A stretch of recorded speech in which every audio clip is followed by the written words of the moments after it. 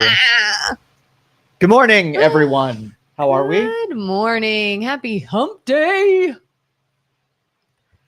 Hello. Hey, happy National Radio Day.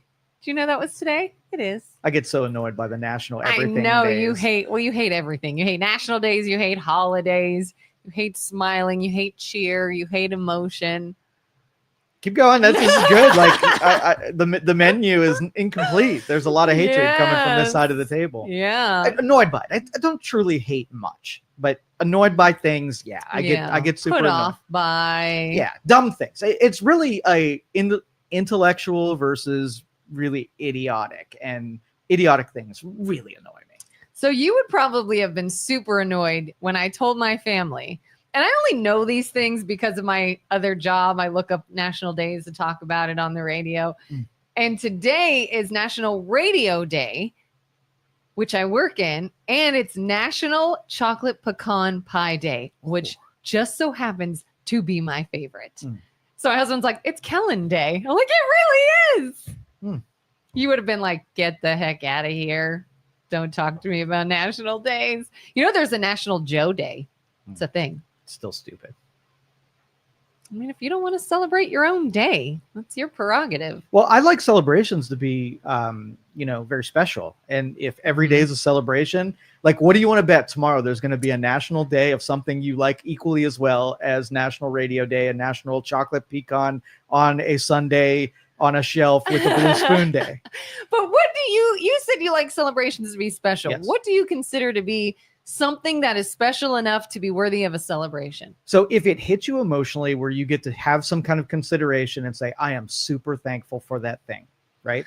I do that with birthdays and you think that's dumb. You're like, oh, birthday's another day. And I'm like, nuh-uh, not everybody continues to have birthdays. Well, I can push on that and say, what do you actually like?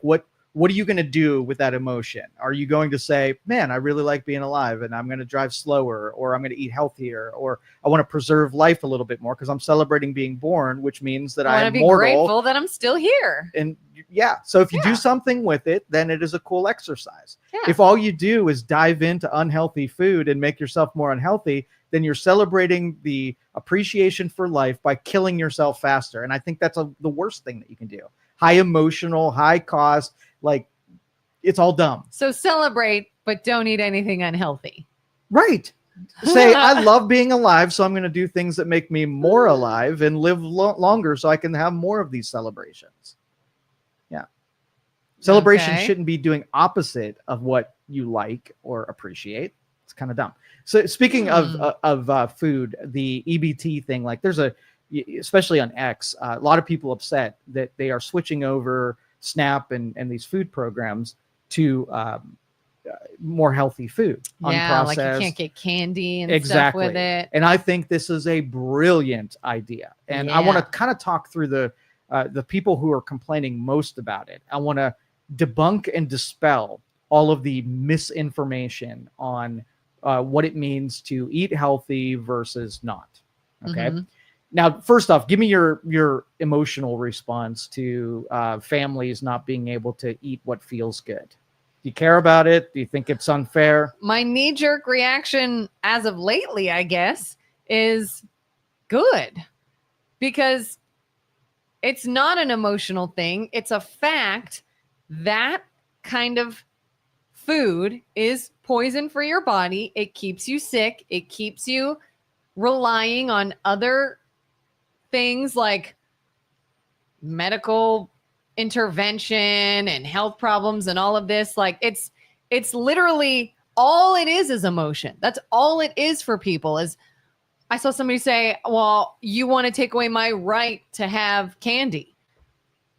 Not at all what we're doing. Well, listen, you were just celebrating pecan, whatever, unhealthy chocolate food. Pecan pie day. Look at all of the happiness that mouth pleasure foods give you. You want to deprive someone of having that same pleasure as you and eat broccoli instead. What if I were to substitute with you and say, I want to take some of your joy away, and rather than celebrating the pecan blue spoon chocolate caramel pecan candy pie day, yes, and I say, let's celebrate that by eating broccoli. You would not say that's an equal substitute. No, I'd unless health was ahead of pleasure. Yes, health is ahead of pleasure. And if you have the means to make the decision to do something unhealthy, by all means. But it's not on me or you or any other group of the American people to take on that for you. I'm not being tasked to make you unhealthy. But that is the disconnection because of the shame that went along with needing help from another person. These people aren't getting up every day and saying, thank God Kelin goes to work so that I could have at least something to feed my babies. I appreciate those people, whatever. It is a lack of appreciation, demanding, and now entitled. It's my right. It's entitled to eat what they want, even if it's on your dime. So that disconnection, because we want to save people from the emotional trauma of needing help, now they don't even give two shits about whether you're paying. So when you say eat your broccoli, they're like, how dare you? Right? Yeah. They'd be like, well, you're not eating broccoli today. No, I'm not. And I have the ability to make that decision on my own. Because if I don't want broccoli and I want a piece of cake, I got that cake myself. Okay, so let's dispel the myths, because my favorite part of dispelling the myths here is the first one you're going to get is healthy food's more expensive. And I say bullshit. Yeah. Total bullshit. And the first part of the conversation is you then have to plead your case and convince the other person that they are absolutely 100% wrong. On the aggregate. Like, let me share some math with you, right? Do you think nutrient-dense food is more expensive if you went on a, 1-for-1? If you went 1-for-1, as though you went to either the grocery store and bought a bunch of food, or you went through a drive-through and got a meal. Yes. This one's going to look more expensive from the store. So now I got to plead the case, right? So when you have something that has calories but no nutritional value, no satiation, in fact, addictive properties in the food that you eat, you eat more. So I can go and eat terrible food and like 2 cheeseburgers I can eat in a session, right? But you start eating nutrient dense things and you are satiated way sooner. So the volume of food that you eat goes down. So that's number one, is the nutrition that goes through your body is absorbed in higher quantities. And so you eat less. So now it's not a 1-for-1. Now it's a 1-for-2. Yeah. My 2 cheeseburgers are now being compared by half the volume of food that I used to eat. Then as you do it longer, your gut bacteria and your digestive tract gets better at absorbing food. So then you even eat less. So now it's a 1-to-4. You're eating less volumes. You're eating less calories. Your body mass is shrinking so that you have less, body parts and cells to feed. So you even get healthy. So as you go down the health track, your food cost probably goes lower than what you were eating before. And you're going to live longer. And even the most, so on the aggregate, what do you think my healthcare costs are per year? How many times do you think I go to the doctor per year? Oh God, you personally? Yeah. I bet you go. Are we counting just checkups? Sure. Checkups. I bet you go to the doctor maybe once a year if there's a problem. Okay. I bet you could go a full year and not go at all. Every 4 years I go. Okay. I was just going to say, I bet you it's not even once a year. I go and have blood work done regularly so I can keep an eye on all of, That's what I meant by checkups. Okay, so do you go to keep an eye on things? Every other year I'll get, when I'm doing something, making some change, I'll go there more often just to get the blood results back so I can see where my levels are. But it's not a in-person office visit where I'm looking into something. So if you compared processed food person, right, that we're buying the snacks and candy and whatever, and me, like my costs are decimal points compared to the regular diet eater. So when you take in consideration that your body gets healthier, you're absorbing nutrients better, you're eating less volume, and you have almost no healthcare costs, right? Now, healthy eating is a fraction of what your processed foods are doing for you. And you can so easily experiment with this. Like, I could go to the grocery store and I'm going to buy eggs and bacon and chicken breasts and avocados and salad greens and vegetables and maybe some fruit in there and some oats. And I'm going to buy all these healthy things. And that might hit hard that day, then and there. But take that and parse it out into your breakfasts, your lunches, your dinners. You pack every day you go to work. Everything you ate for that week, you just bought at the store. Compare that to every day I'm going to hit up a drive-through, and that's going to be the food I eat. You tell me not only what your bank account's doing and what your body is doing. Yeah, audit those people and see what decisions they're actually making, and you could very well see where their leakage is in the decisions that they're making. So I eat candy. Do you know what I have for candy? What? Dates. Right? That's a fruit. But as you deprive yourself as with sucrose and added sugars and whatever, your sensitivities to sweet things goes way down. So what used to your body would have rejected it as even a sweet thing, all of a sudden explode. I mean, I could eat what's that popcorn that has like just a little bit of like sweetness to caramel corn? No. They what the heck is it called?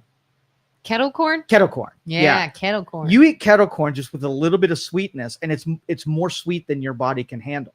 So your sensitivities drop to a level where I can eat a date and get 30 grams of carbohydrates in there. That is a lot of fruit provided sugar, and it is way more. Like I swear to you, I probably, if I had actual candy, it would put me under. It would be too sweet, and I wouldn't be able to handle it. You'll start to see too how if you do sort of get on a pattern of making healthier choices, when you do allow yourself, oh, you know what? It's a party. It's an occasion. It's a whatever. It's a Friday night. I'm going to go have this treat. You're kind of like, oh. Yeah, it makes you feel like shit. Yeah, it tears you up. And I think so many people have started, and I'm guilty of this myself. I've started saying things like, oh, I'm old. I can't stomach that anymore. I'm older. I can't eat that anymore. There's a lot of stupidity and ignorance in this issue. And I think that if you sampled a bunch of people who were 100% convinced that healthy food is too expensive and they're not going to do it because you're going to deprive them of all of their joy, and you said, I'm going to select you and I'm going to force you for 30 days to do things my way. At the end of that 30 days, they will not have the same opinion. Yeah. I mean, I've even started saying that with like certain kinds of ice cream. I don't eat ice cream very often.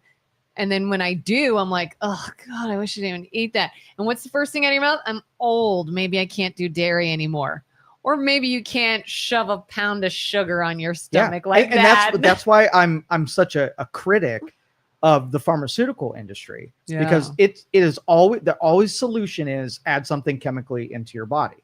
Like my biggest thing is I want to eat healthy, and it's harder and harder to find things that are actually qualify for something that I want to put in my body. Like I buy some of my meats, from a local rancher that I spoke to the person. I guess you wouldn't call him a rancher, maybe a farmer. I don't know, whatever it is. But anyway, they kill their own cows and they process it a certain way, and it doesn't last in your refrigerator. So you know that it doesn't have a bunch of preservatives and they're not putting a bunch of hormones in it. So I'll buy from them because I got to talk to a person and said it's important to them that they have really good food, right? That isn't part of the food industry. Yeah, I know a girl. She works. Her profession is she does cancer research. She runs clinical trials, deals with cancer patients on a daily basis, and different medications that people are pitching to the FDA, all kinds of stuff. And she has even said, she's like, we're fighting a losing battle. It's in everything. She's like, look at absolutely everything we eat has some shit in it. Yep. Like we're all doomed. And I'm like, I don't want to be doomed. Yeah. But thankfully there are certain, industries that are catering to people who don't want to, kill themselves by putting poison. But you have that contingent that no matter the facts that you put them, they will fight to put vaccines in their arm. They will fight to eat terrible food. They will make excuses because we create this victim industry that it's not like if McDonald's wants to sell bad food, right? Yeah. Then they're free to do it. They can make it addictive because it's my choice whether or not I want to go there. I can't say I had to eat McDonald's because that's just fake. That's not Yep. a true statement. And I understand the emotional appeal. I really do. I was that person who had an emotional connection to bad food. In fact, recent example, just last night, my son came in the living room. It was maybe a little after 8 p.m. He's like, Mom, can I have a Pop-Tart? And I'm like, buddy, a Pop-Tart? Yeah. I was like, you're about to go to bed. Can we not like dump a bunch of sugar on you, bud? Like, that is pure sugar junk food. Can you find something else to eat? And I don't know if he rooted through the kitchen or what, but he just went to go back down to his game. And I said, are you not going to eat anything? He's like, no. And I'm like, but you're hungry? He's like, yeah. And he just walked away. And I was like, Pop-Tart or nothing? Mm-hmm. And I felt guilty. I felt bad. Part of me was like, buddy, fine. If you're hungry, go eat something. I don't want you to be hungry. And I had to stop myself like, Kelin, it's bad for him. Those are bad for him. Yes. I explained that, buddy. These are not good choices to make. This is not something that is good for you. And he chose, rather than to heat up some chicken or make an egg or find a bar or protein, anything, he'd rather just not have anything. And I went, and I had to sit there with that feeling of, I feel like a jerk and I want to just give him what he wants. And then I was like, but I don't want to kill my baby. And yeah, so I didn't. But yeah, you could make the argument because the majority of the population doesn't have the considerations of buying good food versus bad. And I have to go and sample the grocery store and buy something that I have no idea if it's been GMO'd to death and have a bunch of hormones and whatever. So because I don't know, I have to buy from truly expensive sources. Yeah. So if you bought a turkey from my farmer guy, it's going to cost you every bit of $60 when I can go to Walmart and pick up a butterball turkey for, $12, right? Yeah. Then truly healthy food is more expensive that has not been doctored with or altered.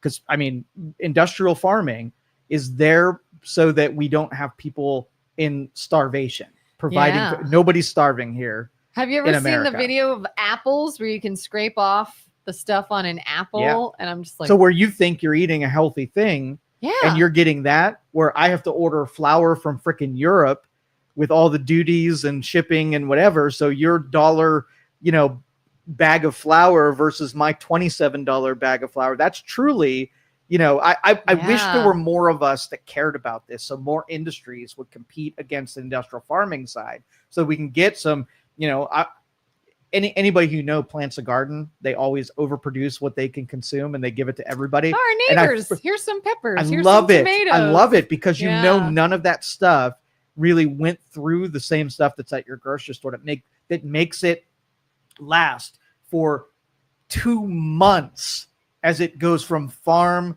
to distribution to grocery store to your fridge. You ever have somebody pick something that day and watch it how long it really is supposed to last in your refrigerator? You got like 6 days to eat that shit. Yeah. So I got to do something to it in order for it to be preserved so it can get to you. Yeah, like you ever buy raspberries? Holy crap, you got a couple of days. That's it. Yep. Then those things are gone.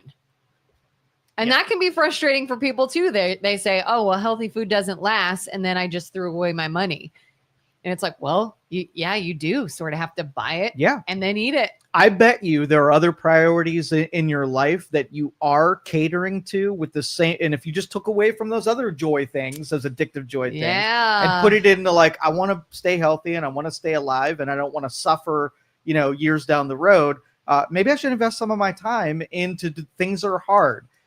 Remember we talked about yesterday, convenience is the ultimate. So if you add an inconvenience, then you got to justify like changing other behaviors to cater to things that are important. I think health is number one on priorities. Yeah. Like how many times a week do you go and get your frou-frou latte caramel bull crap? And it's like, look at all the money you just spent on all the sugar and crap you put in, and you could have made that at home with healthier ingredients. You could have had it last you longer and felt better and all kinds of stuff. And then they're like, well, I can't go buy this thing of kale now. And I was like, well, you could have. And that's why I think anybody who's vocally against the healthy food initiatives, they should have health auditors so they can prove to them it can be done. They walk around with you for a week as you make your decisions, and they teach you how it can be done rather than just because it turns into a fight, right? You're going to insist that it's too expensive and too inconvenient, and you're already in an unhealthy state, so you're somewhat right. And so it's going to take someone who knows what they're doing to follow you around and show you how it's done. Yeah. And it is, it's an addiction and it's emotional. It really is. Like, do you remember our conversation? I guess this would have been close to 2 years ago now, where we talked about getting healthier. I wanted to get healthier. And I think I simply said something like, but that's not me. I am just not the salad eating, cookie avoiding person. I'm just not. Like, that brings me joy. And I would rather carry a little weight and eat what I like than be fit and not have what I like. That's just not me. Right. What an idiot. Because then you realize, oh my God, I truly am attaching some ridiculous emotional tie. Some part of your identity. False narrative. Yeah. Like the fact that you're talking, and by you, I mean me, about food as you. Like, this is just a thing you're putting in your body to stay alive. And that's your whole personality. That's you. That's what you're willing to do and compromise on and take liberties with. And it's like, oh my God, like we are so brainwashed maybe to view food as something that is emotional and part of your life and part of your lifestyle, instead of just something you're using as fuel. Like, you don't get connected to the gas you put in your car that way. No, I put Mocha 93 in my car because my car appreciates the extra sweetness. Yes, it does, with some whipped cream on it. Yeah, it's happiness. Do it right. And so, like the school health initiatives as well. Years ago, they started putting better ingredients and better food choices for kids. Like when I was in school, they had the most unhealthy food ever, pizza every day and whatever. But the presidential, what is it called? Presidential fitness test for schools. What do you feel about that? Is this the push-ups, pull-ups, things like that? So I just saw that the other day and I love the idea. It made me feel some kind of way that I'm like, I can't do 100 pull-ups or push-ups and I can't even do one yet. But so what should it be? What should you be able to do physically by the time you graduate? So like, let's just say you come in as a freshman, they test what you can do. And the goal with physical education is to get you to a point where a healthy person can do. And you got 4 years to do it, just like every other established, skill set that you pick up in school. Yeah. I feel like endurance needs to be in there somehow. Like, can you walk or jog a whatever, whether it's a mile, whether it's something, somebody has got to figure that out. But like, can you live your daily life as a mobile, non-sedentary person? Should be the basic. When you see someone go up the stairs in their house and they're winded, okay, there needs to be something before we get to that point. Right. Is can you have endurance of some sort? Can you have schools intervene? And when a truly unhealthy person comes in with their freshman year, make part of their curriculum by the time they graduate that they are not an unhealthy person?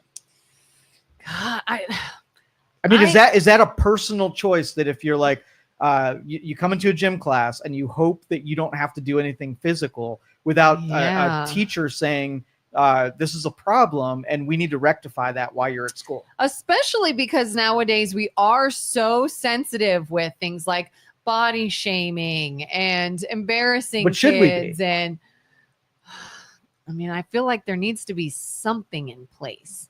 Like something that is, you have health classes, you have gym, you have these things already in place.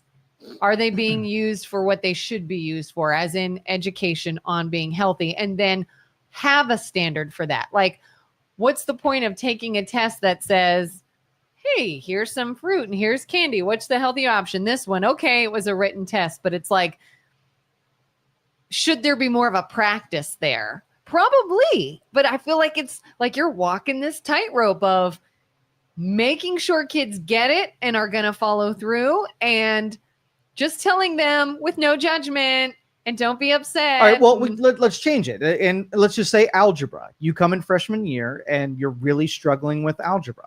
Should the school identify that you have a standard that you are below average and we need to intervene to get you, by the time you graduate here, having algebra mastered? What's different than the use of your body, right? Yeah. One is brain, one is body. And by the time you graduate, you need to be at this level. And the school's going to do, like, let's just say a really smart kid, right? That doesn't need a lot of, academic help, but they need tons of physical help. Well, their curriculum, what should be on there is like 3 health classes, right?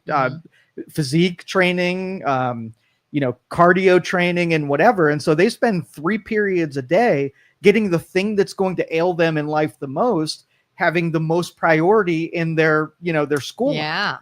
Do you think it's harder though with pushback? Like if I'm struggling with algebra and the school, while I'm there, is doing everything in their power to help me with algebra, and then maybe I go home and I'm never looking at algebra. That's one thing. I'm not looking at it, but I have it in school. But what happens with the physical fitness where the kid in school is learning about eating healthy, but the family at home is literally serving junk?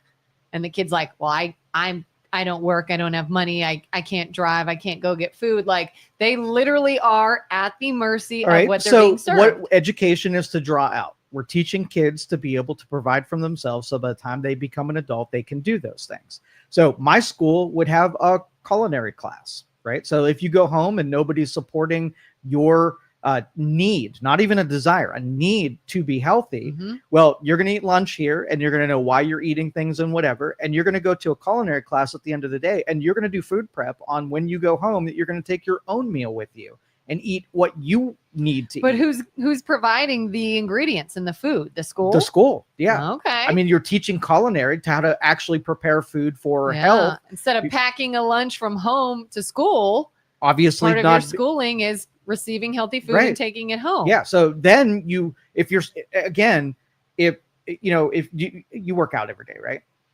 At least 3 times a week. Yeah. Time-wise. 3, 4. Time-wise. How long is your session for working out? 35 minutes. Okay. Ish. 1 period, right? Yeah. So if you took a person that all they need to do is work out once a day and you made 1 period, them working out in the same ways that you do, over the course of 4 years, would they be a different person? Yeah. 100%. And if they got a meal that was complementing what they were trying to accomplish, and they got the information on preparing food that their body needed because what they were doing, at the end of that 4 years, they would be a healthy person and they would graduate into adulthood, not being a victim of what their parents wouldn't do or the society lecturing them that they need to get healthy. They would be a person ready to merge into adulthood. Yeah. And imagine the potential, the what's the word I'm looking for? The ability they have to start when they're young. I've been consistently working out for a little less than a year. It'll be maybe a year in October. And I'm in my 40s. I've got kids. I've got a full-time job plus a part-time job. I've got kids in sports activities. I have every excuse to be like, I don't have a lot of time. And I still get it done at least 3 to 4 times a week. Imagine a kid, and I've seen results, maybe not as quickly as I'd like, but it's getting there. Imagine a kid that does not have all those things yet, that can focus on just that, how quickly they could feel good and how quickly they could develop those habits and stick with it. And the potential there, like we always say, their brains are little sponges when they're little. So fill it.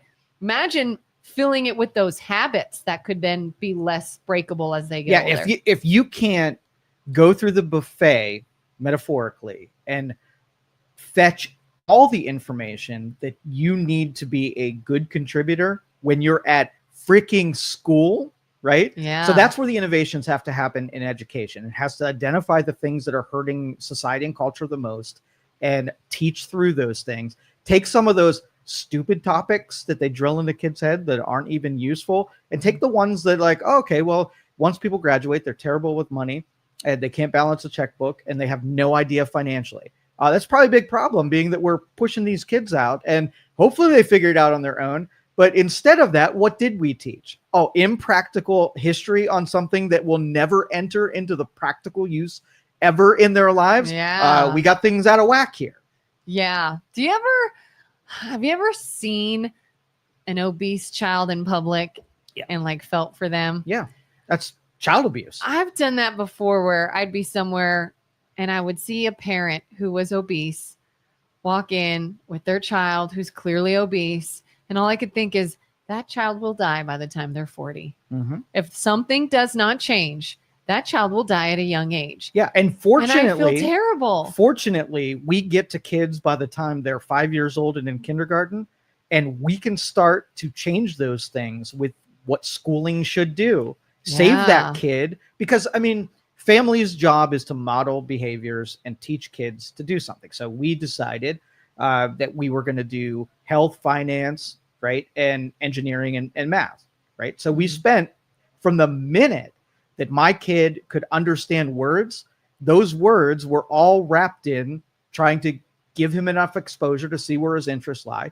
And he'll go to MIT one day, right? Yeah. And it's not a privilege to do that. Anybody can decide how they're going to teach their kids and what they need to model and what conversations they need to have, and do that from the very beginning.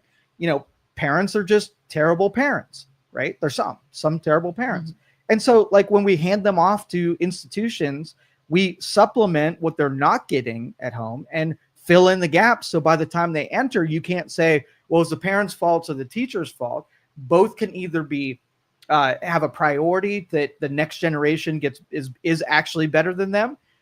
If both fail, then that kid at 40 is going to look back and say, why didn't somebody freaking tell me along the way?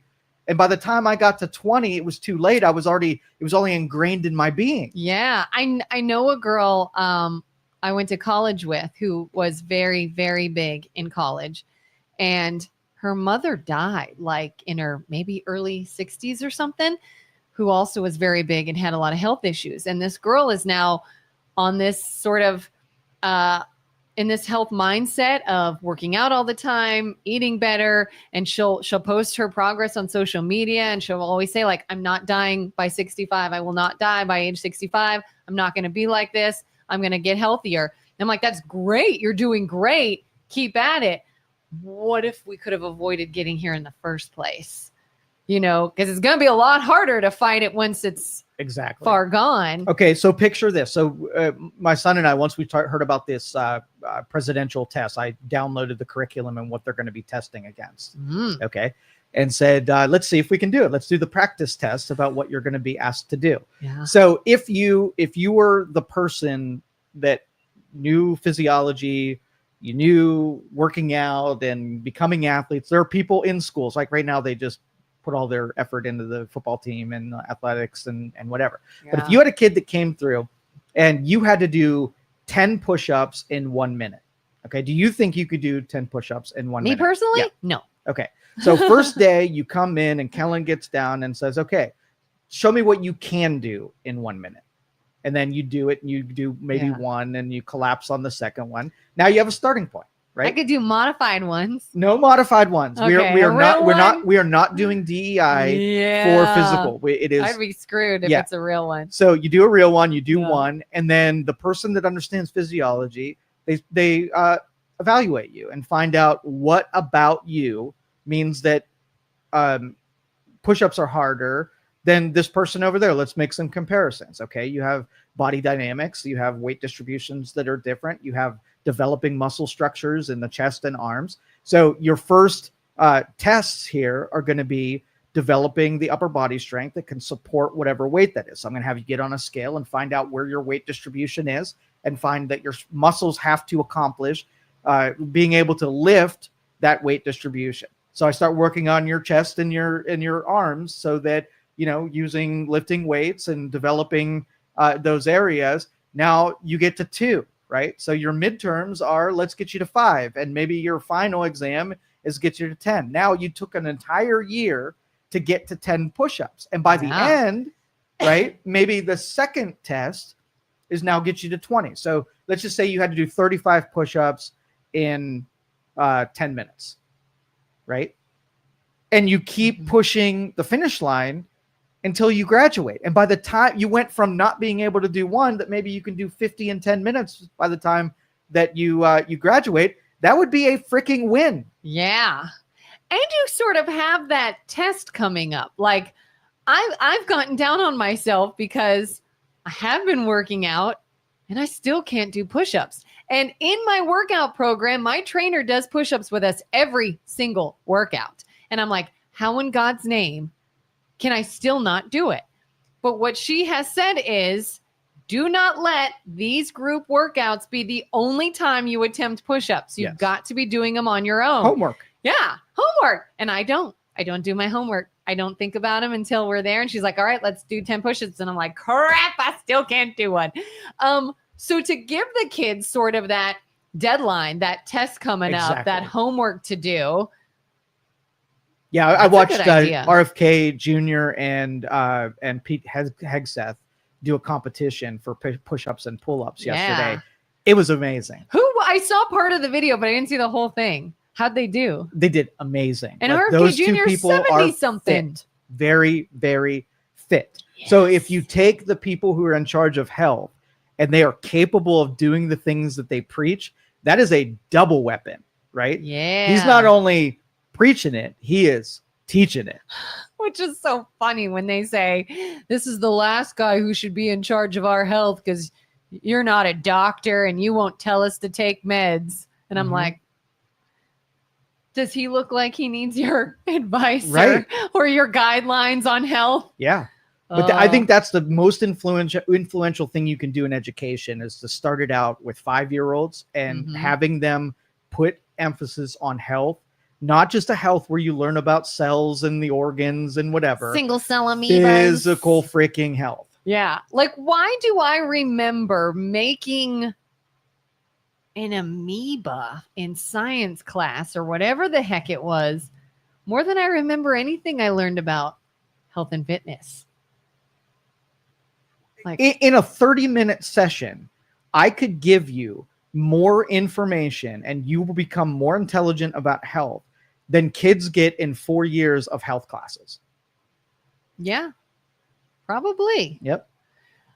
So you had mentioned in this school the ability to sort of give kids ingredients, cook, take it home, things of that nature. Learn about food. So 2 questions. 1, how do you feel about then having, whether it's like an after school program or something where parents come and learn they this learn too? That would be amazing. And you say, hey, this is what your child is learning. You all need to get on the same page. Here's some ideas and start incorporating this in the home. 100%. Teach the parents too.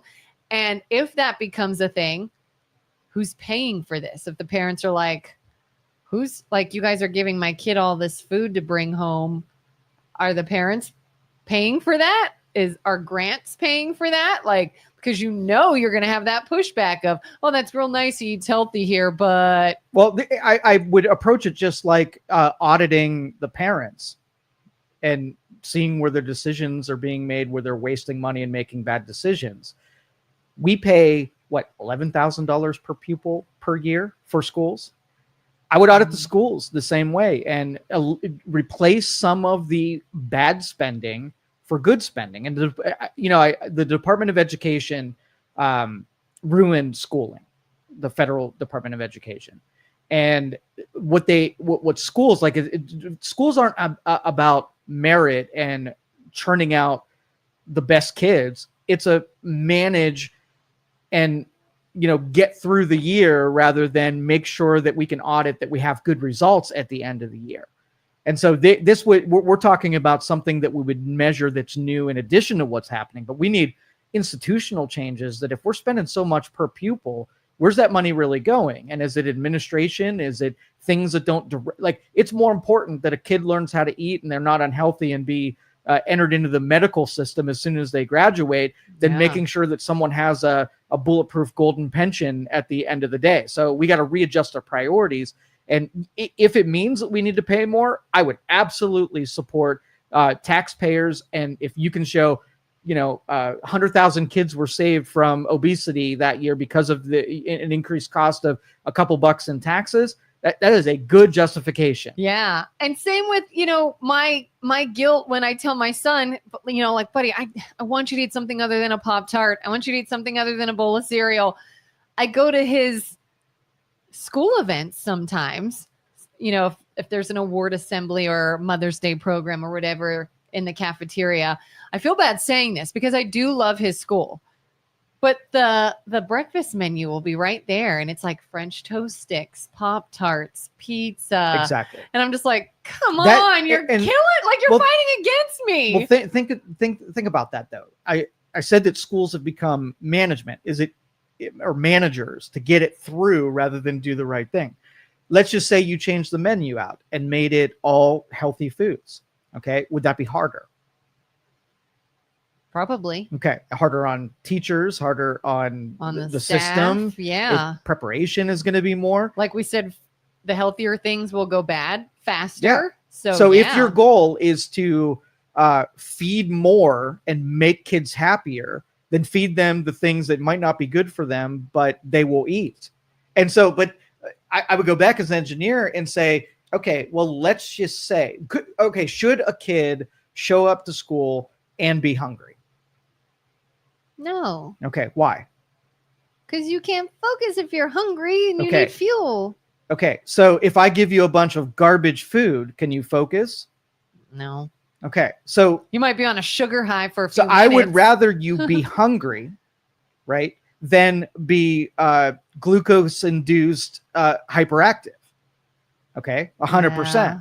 And now emotionally, you feel like, well, kids shouldn't be hungry. Yeah, that does something to you emotionally. If I looked at a kid and they were emaciated, I would agree with you. They don't have enough calories and there's a threat to health.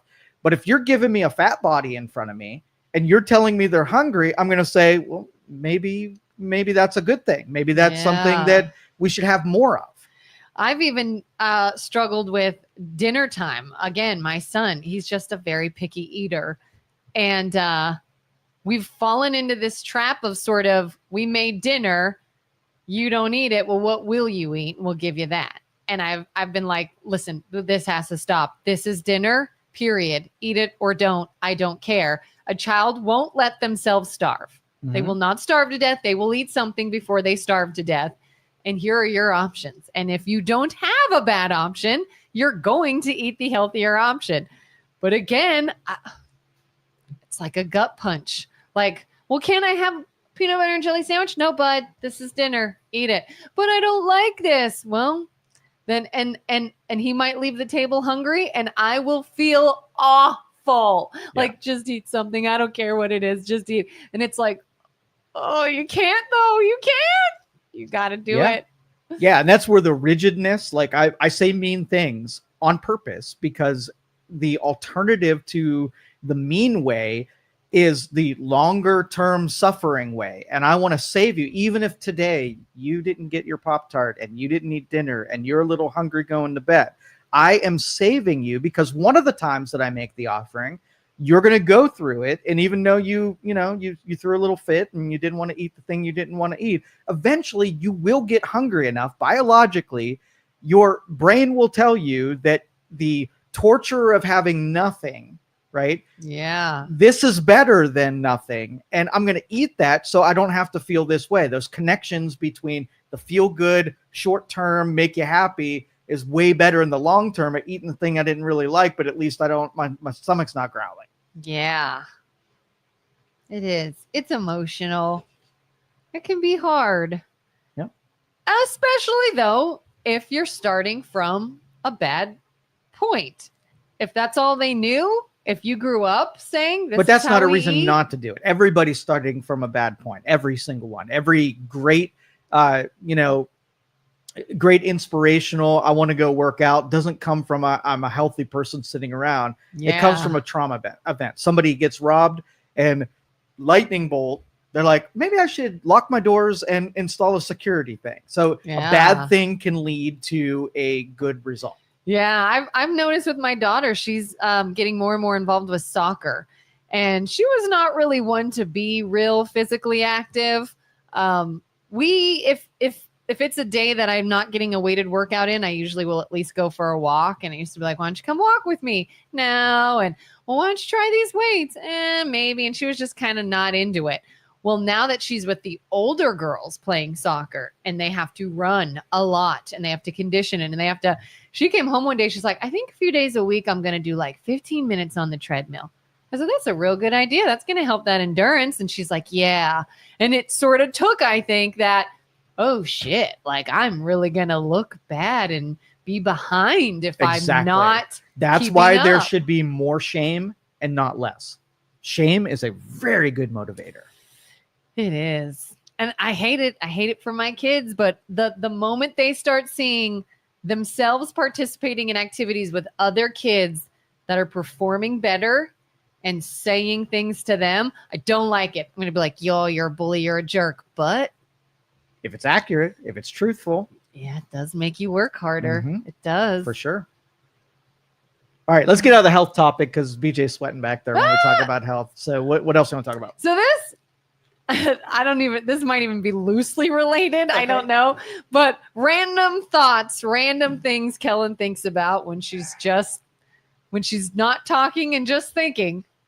This isn't even going to go anywhere, but I'm just curious what you think. Okay, I'm ready. If someone is blind and they've been blind since birth, their whole life, do they dream in images? Do you think they see in their dreams, or are dreams just nothing with audio? What are dreams like for a blind person that has been blind their whole life and does not know other images? It's interesting. And it reminds me of like the color debate. Okay. Yeah. So we all think that when we see color, we're all seeing the same thing. Yeah. And we only have words to describe it. And it's only our perceptions that have built the things that we would use to describe it. Yeah. So when I talk about red and I say what red means to me and I describe it to you, we both agree that we're seeing the same thing. But how do we know we're seeing the same thing? Yeah. Right? And that's, that makes me wonder if, like when somebody who is blind and they are, crafting their environments, like when I say wall, right? Yeah. And I've seen a wall before, so I could take something that I've seen and then use my imagination to construct what a wall is in my brain. But to a blind person, it could be a coordinate. Like their interactions with a wall are something that if they walk into it is pain. And so when they might see like not the imagery of a wall, but what it means in how they calculate their interactions with a wall. Yeah. And I've even heard, I don't know if this is true, but somebody told me, they read somewhere, that our brains cannot simply make up a face that we have not seen before. So when you dream, even if you don't know people in the dreams or they seem like strangers, their faces are the faces of people you have seen at some point. You just never registered it because you can't make one up, apparently. Well, if you've never seen a face, you can't dream about one then, I wouldn't think. You don't know what a face even is. People, things, yeah. Like that would be so interesting. And the same with if you were deaf your whole life. Do you hear anything in your dream? Some people dream in black and white and others don't. Why is that? Like this is the weirdest thoughts, the weirdest things of like what our brains produce to us. Because what's funny is the fact that so many people have similar dreams. Like everybody has had a dream about your teeth falling out. Everybody has had dreams about a giant wave coming after you. A lot of people dream about elevators, bathrooms, situations in school. There are themes that everybody relates to. Why is that? Why do we all have that? And then if you've never seen or experienced those things, do you still? Like I could see someone whose teeth fell out dreaming about that, but lots of people's teeth don't fall out and you still dream about that. I've never in my life been by a tsunami or an enormous wave, yet I dream about that. So would somebody dream about something they've never seen or experienced? And how is that possible though, if you don't have at least a reference? I can't imagine a person who's been blind their whole life has what is the dream like state for that person? Yeah. See, I don't buy a lot into what the conscious brain has to say. And, I'm more of a subconscious kind of guy. Yeah. And when you study your perceptions and when you study how your brain acts and reacts to things, the comparisons. Let me kind of construct this a little bit, because this is a deep topic, and I don't want to necessarily go there on here. But if you're if you have two sides of your brain and they have to communicate with one another, the experience is going to be different for every person. Like me, I talk to my subconscious brain all the time, and same way that hypnotists would talk to the subconscious brain. They get used to having channels that work, that bring information out of the subconscious brain. And then people don't even know what a subconscious brain is, never interacts with it. Then they get different communication than someone who talks to it on a regular basis, right? You can interpret it better. You can perceive it a little bit better. So I think a lot of people take information the subconscious kicks up to the conscious side of things. It is weird to them because they don't use the information. They don't know what it's saying. So it's this language that you get visualizations or you get information, know what to do with it. So you craft it whatever way you think and feel. So what is this? When you dream about an elevator, what's the subconscious trying to say to you? Because I've never dreamt about an elevator, because I talked to my subconscious. It may given me the same information, but not had to create imagery that was in my face that was meant to shock me into some kind of conclusion. Well, if you talk to your subconscious all the time, what do you dream about? Do you not have like? I really don't dream. That's I've not. heard that you do though. That right, people but do it could even be if they different. don't It realize might not be imagination. If I go to bed and I'm repeating some instructions for my subconscious to deliver, that might come in the form of instinct or intuition or an answer to a question that's different than somebody who asked nothing from their subconscious before they went to bed, and it gave them warnings or information about things that it felt was important. Yeah. You know what happened to me yesterday? This is not going to sound that cool, but I thought it was so interesting. Very, very, very tiny example. Somebody called and was asking about VHS tapes and recycling VHS tapes. And it got us talking about VHS tapes. And I went to make a note and I said, you know what? They had this question. Let me look into that for you. How many of these tapes do you have? Whatever. VHS tapes must have come out of my mouth multiple times. Hearing the word VHS tapes, thinking about VHS tapes, and I'm writing a little note to myself as I'm talking to this person. I hang up the phone and I look, and I wrote VCR without knowing. My hand wrote VCR because my brain went, oh, I remember putting those in a VCR. Even though I wanted to write VHS tapes, I wrote VCR. Right. And I just went, whoa, there was like a disconnect between my body and my brain just then. Half of my brain was controlling the hand and the other half was talking to this person. And the fact that I didn't purposely write VCR, but I wrote it, was the weirdest thing to me. And I just went, imagine all the other weird things that I don't even notice are happening. Yeah, but this rabbit hole is never fruitful. Like the people who see the imagery and try to make conclusions on it and tell you about it, what it means, and then you do something with it and you feel like, it's you're validated that your subconscious provided, a hack of some kind. But it's never that. It is never that. What I think is, it's the suggestion that you have when you're asleep and when you're unconscious, that you get information and you can use the mechanics of your brain in a way where you can get useful. So let's just say you dreamt about an elevator. That means that you're on the road for ascension. And then just like horoscopes, you populate your brain with ascension and you start thinking about ascension.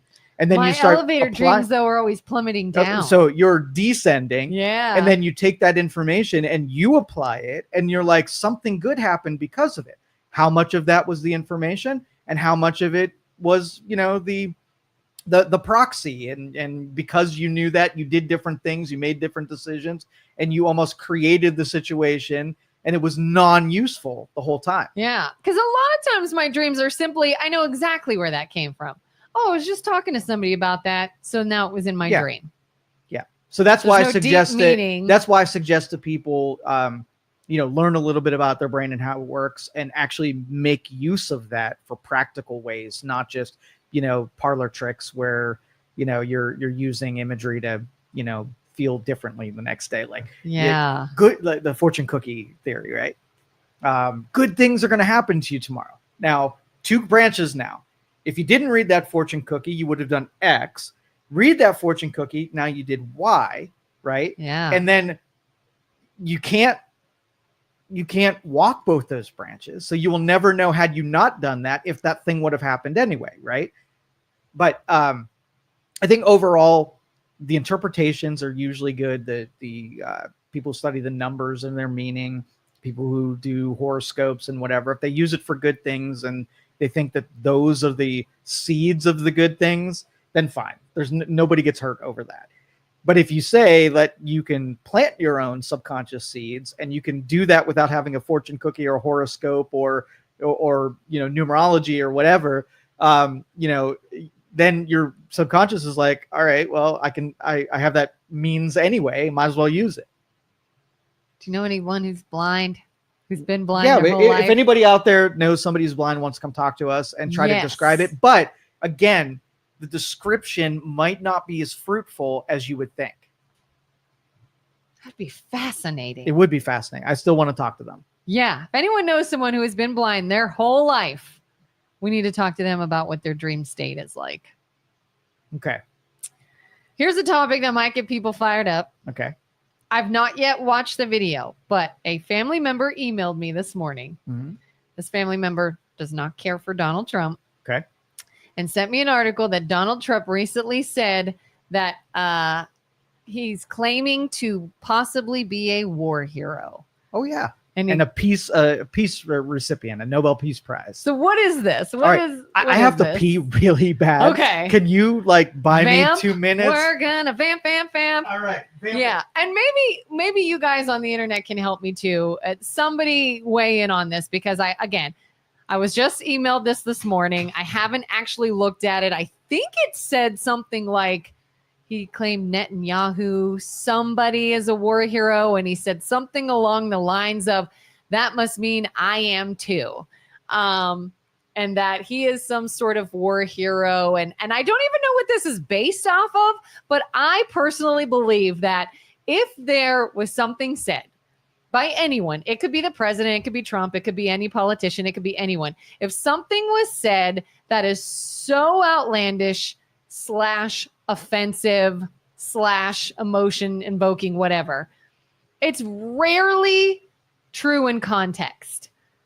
Did Trump say that he's possibly a war hero? I don't doubt those words may have come out of his mouth. I want to know the context. And if somebody can actually write in and say these contexts, or maybe explain the situation he was in, what was said before, what was said after, I would love to know the actual context of this, because it's not something I'm going to try to defend or berate him about. I just want to know if it's actually true, because we've talked about this before. So many things, you know it, I know it. You see it on TV, or you heard that somebody said something, and that's not what they meant at all. They've done it with Kamala. They've done it with JD Vance. They do it with Trump all the time. Love him or hate him, you got to admit that it happens. They do it to us on the internet all the time. People take our show, they watch snippets of it, and things are taken out of context all the time. So if you know about this, by all means, weigh in. But did you see this actually, an actual video of how Trump said this, or the context in which he said? No, I didn't see the report. I've heard the 3 things were that other people, I think Hillary Clinton said that if he can end this war, then she'll personally, nominate him for the Nobel Peace Prize. And then the next one was that he made a comment during one of these Ukrainian diplomatic meetings that he wanted to go to heaven, and that doing this is his way of getting into heaven. Of doing what? Having this ending this war and people dying is his way to get into heaven? Yeah. Yeah, he really wants to go to heaven. All right. All right. So There's a anyway, lot bring me to up to speed. unpack there, Yeah, but- bring me up to speed. Julie says he said it on Mark Levin's show. He said, if Netanyahu is a war hero, then he is too. Okay. And that's all I've heard so far is that he said that on someone's show. I've not actually seen any video of what was said before, how it was said. Could he have maybe been being facetious? Trump refers himself as war hero. Yeah, someone sent me a link about it, but I've not seen actual context.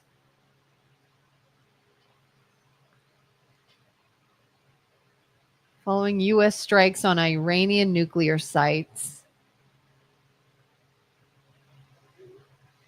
So he went to military school.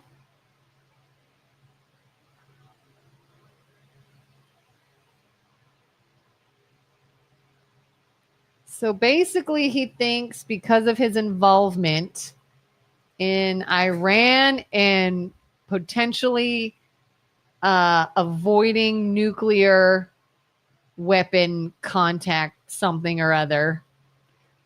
Joe's opinion, Yeah. he knows what gets Democrats fired up, and he was trolling the shit out of you. That's why I want to know the context. Was he just being ridiculous? Always being ridiculous. There isn't, listen, the things that come out of his mouth are made, like if he's at a press conference, right? Mhm. And somebody asks a question for the New York Times. Can he pass on the moment to not hurl an insult to make that New York Times reporter mad? Can he pass on that? No. No. So if you set him up to make somebody mad, he's going to take it every single time. All upside, no downside. No, everybody. Okay. From an objective standpoint, what is a war hero? Somebody who actually served in a military unit fighting a war, did something beneficial or great or And heroic. yeah, Right? heroic. There's a moment that you can be like, the guy got off the boat and at great odds, took his machine gun, saved 5 people, eliminated the enemy, risked himself for everything in his country. Yeah. War hero, right? That's the Yeah. objective definition of that. Now, one of the things, and the Democrats bring this on themselves. I mean, you can't have, kind of the whatever. You can't take that away from him, that if he has a chance to thumb it in your eye when you were just being mean, right?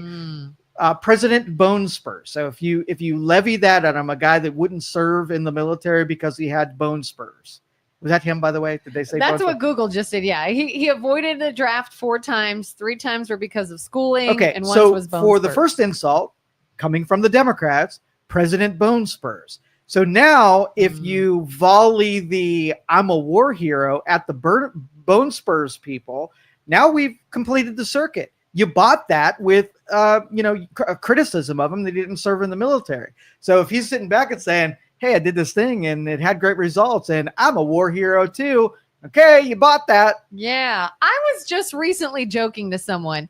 I was explaining to them how years ago, a family friend who's a photographer needed a model for a business ad he was shooting for a local company. And he's like, hey, I need a woman to be in this little ad. Give you a couple $100. It's for their flyers. You want to do it? I said, heck yeah, sounds fun. We did it. Got a couple $100. They did their advertising for a little local PA company.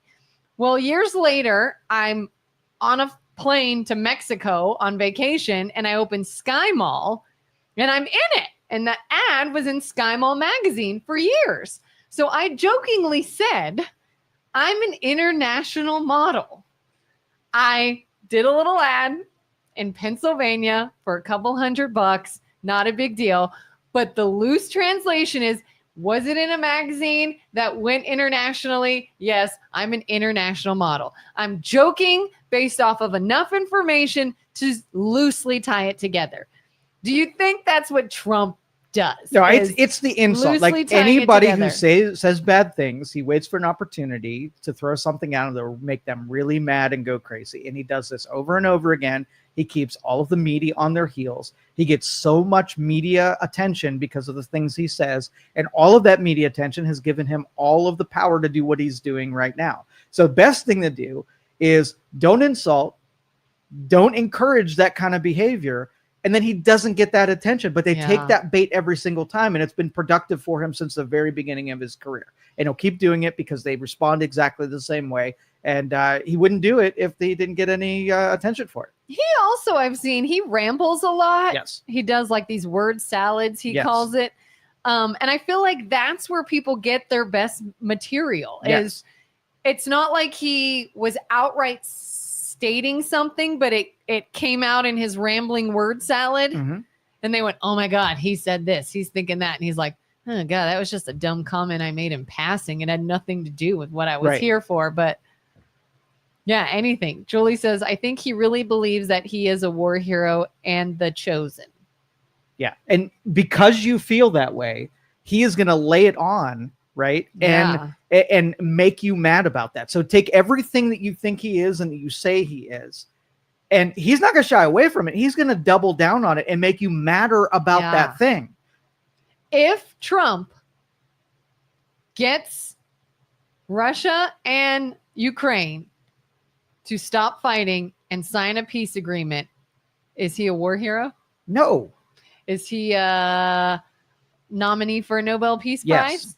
That's definitionally, he brought peace on. And if you bring end to 7 conflicts, if you were, if you write on your mission statement, I'm here to end lots of conflicts and bring peace and stop killing, like definitionally, oh yeah, that guy, absolutely. Take the name off of it. If you heard anybody that had the intention and the success in that department, they would be a shoo-in for a peace prize. Could a president ever be considered a war hero if they're not actually there fighting? Because I'm loosely tying this together, but if they are the commander-in-chief over the military, if they do sign off on missions, maybe they come up with an idea. We're going to go in here and we're going to stop this from happening. Our military does. Based on a game plan the president himself came up with. Is the president a war hero? Me, definitionally, I'm a principled person. And once I have the definition, I don't make it loose and try to incorporate things that aren't part of it. It's really the people acting it out. So that to me would never be a war hero. If I saw some politician claim to be a war hero, I would disagree, but I would know why they're saying it. Okay. Could you claim it? And is it good politically to be known as a war hero? Yeah. So I can totally see lots of politicians laying claim to things that aren't deserved of them. Yeah. Do you think the architects of Obamacare are heroes because they gave healthcare to people who didn't have it before? I'm going to say the plan was stupid. It broke the healthcare system. You're going to say it was good because it helped some people who didn't have healthcare before. I'm more critical of all things because in principle, the aggregate is more important than the anecdotal experiences are on things. So he's not a war hero to me because a war hero to me means something and I want to keep it valuable. Yeah. I still got to go back and find this clip of how he said it. Yeah. Just write in an envelope that I'm right about this. That he was roasting. Yeah. So you can take your whole list of insults and know that he's going to lay some frosting down on anything that you say that he is. He's going to lay frosting on it to make you mad. Is there anything that you feel should be off limits? As in, I know you're kidding. You're trying to make the other side mad, whether you're Dem or Republican, but that's not something you kid about. And I don't accept that. If I thought that politicians were noble in any way, I would say, yeah, there's some things, take it serious, whatever. Mm-hmm. But it's a shit show no matter where you go. And they're all doing the same thing and playing this game. So they are going to lie, cheat, manipulate, and steal. They're not the best of us. They are the worst of us. We should tolerate them, not worship them. Yeah. And so I know that nothing is off limits. The worst thing is killing people, right? That would be hey, you and I are sitting in the same room. We have a disagreement. The worst thing I could do to you is disagree with you and end your life, right? So do I think the political machine ends people's lives because they were inconvenient. Yeah, so they're already the worst of people. Anything below that is not as bad as that. So it's almost like then don't even let yourself get riled up because you know they can go worse. They are. Yes, that's what they are. Like you can't find something bad and then constantly be mad when they show you examples of being bad. Exactly. They are all bad, and we have a tolerant machine that allows bad people to behave badly and protect them and try to project that somehow they're good when everything they do is self-interest and bad. So they're all bad. And that's what, the libertarian in me says small government, keep all these bad people neutered so that if we have to have them, great, but don't give them a bunch of power and ability to even do more bad stuff on more people. Yeah. In that spectrum, if I take a Barack Obama and a Trump, and who's worse, right? I think Obama was overtly better, but covertly worse. And Trump is overtly worse, but covertly better. Right? They're still both terrible. And it's not someone who I would ever want watching my kids or in anything that I felt was important, because a bad person's going to come in and destroy things no matter what. I saw part of an interview recently with, how do you say his name? Massey? Yeah, Tom Massey. Was talking about ending the, what are they called? The big bulk bills where you put a bunch omnibus. Yes. And it should be, no, we're not putting 50 million things into one thing and voting on it. We're voting on this, period. And we're voting on this. That's it. He was talking about the whole idea that we talk about all the time where they'll come in to vote for something. They have to vote yes, because this bill says, hey, we want to give a raise to the military. Well, I want to give a raise to the military. I have to vote yes. But you're also doing this, which are terrible things. He goes, if you don't vote yes, you hate the military because you're trying to avoid all the other stuff. And I'm like, yeah, that's our kicking puppies thing we talk about all the time. He's like, this is ridiculous. Stop doing it. You vote on raise for the military, period, nothing else. You vote on sending money to this country, period, nothing else. You vote on this, that's it. You're voting all day long if you have to, but you make things parsed out. Why can't we do that? Is it time? Is it just we allow the corruption to be so it is? So have an engineer split it, okay? Mm-hmm. So representatives are supposed to have some time where they go back to their districts, and then they come back to DC and they work the rest of the time, right? Mm-hmm. They do things like hearings, they do things like debates, and they take legislation and give everybody the floor to be able to talk about that legislation. And let's just say we parse it out and we make it so that every law that is passed or every issue, regulation or whatever, needs to fit on one sheet of paper, right? And be voted on individually. Their pushback is going to be, well, that's going to take freaking forever. So that's them admitting that they need stuff that they don't debate on, that they hide in another bill, and they spend no time because they're just way too busy to talk about every individual thing and vote on every individual thing. So a person like me, I'm like, okay, well, do your priority ones. If you know you only got an 8-hour session, then don't spend it bullshitting around. Make it more efficient and get to the crux of the issue. If you've got a question about it, it needs answered. But what we do is we take two things: important legislation and theater, right? Mm-hmm. And so I'm going to say, deprive the theater. If you want to know something, direct your questions. We're going to limit debate on every issue to 5 minutes and put the people who have actual questions in there. Now, you're asking legislators to do way more paper pushing work, way more voting. Limit your questions down to data or philosophical, not grandstanding and not performance, right? Mm-hmm. So you would have to, the ask would be, could it be done? Yes or no?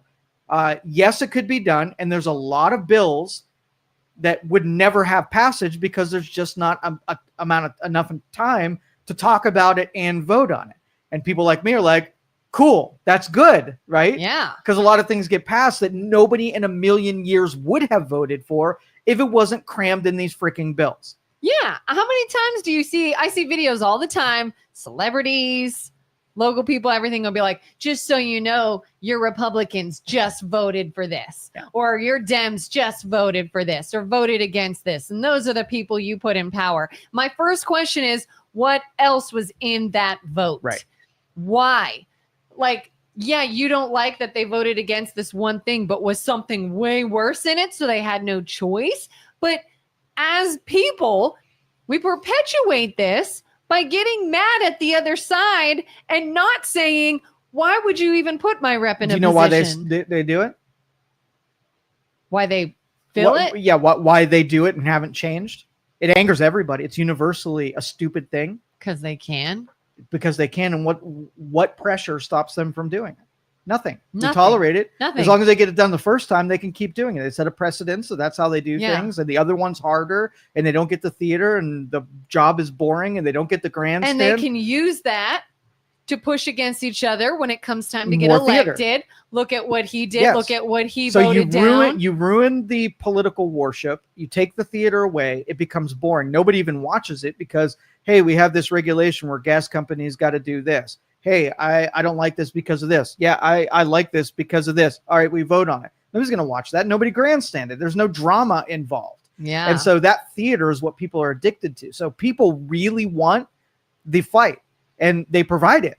Yeah. And I think the small little bit that we are now finally experiencing this and even maybe seeing a shred of pushback is with the Epstein files, where I still think it's it is still people fighting, whether you're pro-Trump or you're not. People are fighting over who's on the list and who isn't. But I feel like this is the first time we're starting to see just a hair of the people versus the politicians.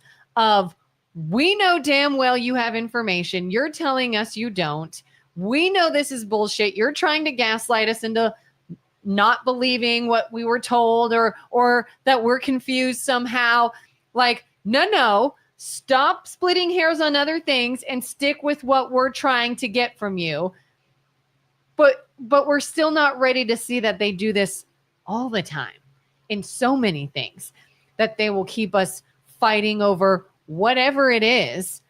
Throw some crackers on the floor for the toddlers and let them be, instead of being like, hey, what are you doing though? Why are you doing, like, they'll do everything to keep us fighting with each other instead of questioning them.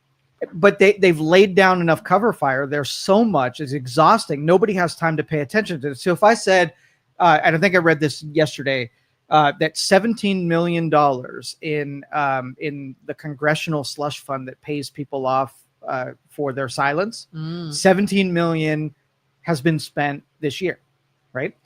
Do you know anybody who was in the crosshairs of those payouts? If there was misconduct amongst those people, don't you think that somebody should know? Yeah. Why do we not see their receipts? Where did we spend that money? Who spent it? For what? Who used it? So, but we don't even know, and we'll never know, huh? Yeah. Like, so they don't have to share it with us. They can take some liberties that we can't take. They get protected by the machine that pays off the assaulted with their slush fund. The Epstein files, they protect one another by using the Department of Justice to lay down cover fire for themselves. So revert back to my other statement. They're all bad people. Like, a majority of them are bad people. If directly not the people doing it, at least giving those people a pass and not saying something. I would, if I were there and I saw one instance that the public didn't know about, I'd bring everything to a halt, because that public needs to know that happened. But if you're in that institution long enough, you're like, oh, that happens every freaking day. There's always someone who's corrupting the system and doing something that citizen couldn't get away with in 2 seconds, but because I'm here and I'm doing the people's work, somehow the laws don't apply to me. And that should be, before we get to trying to, get omnibills not passed, let's just make sure that people who are doing this stuff aren't breaking freaking laws every day of the week. Yeah. And key point, RFK Jr., I use him as an example all the time. Look at something like that physical fitness test we were talking about earlier. And tell me, this could be a question for Julie, maybe not, anybody who's maybe more left-leaning. Tell me you don't feel some kind of way right off the bat negative about RFK Jr. Why? He's in good shape. He's promoting physical fitness. He's trying to find ways to get kids healthier, the American public healthier in general. He's talking about nothing that is controversial. Nothing. Do you automatically see him doing that and start coming up with ways to be like, oh, but vaccines, but meds, but food dyes, but he doesn't know this. He's not a doctor. And if you find yourself feeling that, ask yourself why and say, where else is this happening to us? Where is it that we will take something and immediately focus on something else because the politicians, have trained us to do that. Well, so it's that not, we no, don't- it's not even that. Kelin yesterday did all of those same things that are being criticized for with politicians. So if we're made up of human beings are going to do the same thing, no matter if you're in politics or not. So you're on a softball team, right? Mhm. And your team, right, has something happen where just like a injustice happens right in front of you. Are you critical of the injustice when it's your team that benefited from the injustice? Let's just say the catcher tagged someone out with the wrong ball, right? And you didn't stop the game and say, whoa, hold on, I saw it. This is an injustice. I stop it. It was your team that benefited from it. But if you didn't benefit from it, that's not your team. You are ready to go out on that field, stop the game because they benefited from the injustice. That's human nature. So if you create tribes, right? So we're no longer people, we're Republicans and Democrats, right? Mhm. When your team does it, you're a little more tolerant for the injustice being done because they're on your team. Mhm. But if it's the other team, you have a strict sense of justice because not only did they have the injustice, which you don't like, but it's them and they get hurt when the injustice gets levied on them. I do want to say, I did not care for the fact that we benefited from a clearly mistaken play. The level of your criticism was much more when it was the other people versus when you are the beneficiary, what end Probably. you're willing to go. So I don't, I really don't begrudge Democrats from being hypercritical about the people that they don't like, because I know that I'm hypercritical about the people that I don't like. And that's the thing, is that Republicans, Dems, Republicans, whatever, they know this too. They use this too. It's human nature. We're all going to do it.